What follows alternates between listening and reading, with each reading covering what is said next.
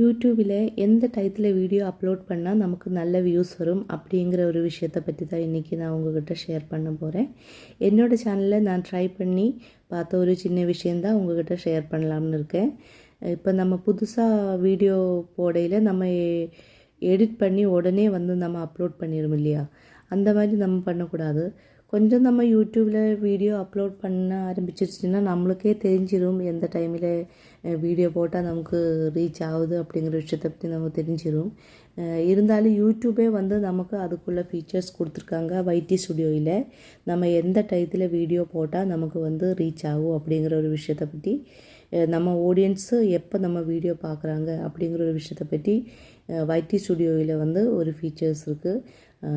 அதை பார்த்து நம்ம தெரிஞ்சுட்டு அப்புறமேலே வீடியோ அப்லோட் பண்ணால் நமக்கு வியூஸ் அதிகமாகிறதுக்குள்ள சான்ஸு நிறையவே இருக்குது. அதுக்கு நம்ம ஃபஸ்ட்லேயே வைடி ஸ்டுடியோ ஆப்பை நம்ம ஃபோனில் டவுன்லோட் பண்ணி வச்சுக்கணும். இப்போ நம்ம வீடியோ பார்த்துக்கலாம். ஃபஸ்ட்டு நம்ம ஃபோனில் நம்ம வைடி ஸ்டுடியோ ஆப்பை ஓப்பன் பண்ணிக்கலாம். ஓப்பன் பண்ணிவிட்டு நம்ம நம்ம சேனல் பேஜுக்கு போய் அனலிட்டிக்ஸுங்க அப்படிங்கிற ஆப்ஷன் கிளிக் பண்ணிக்கிற வேண்டியதான்.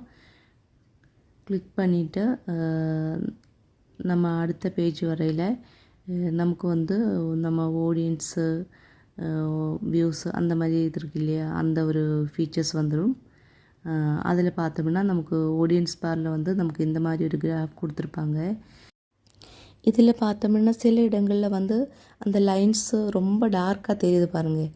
அதைத்தான் நம்மளுடைய சப்ஸ்கிரைபர்ஸு, நம்மளுடைய ஆடியன்ஸ் நம்மளுடைய வீடியோ அதிகமாக பார்க்கக்கூடிய டைம்.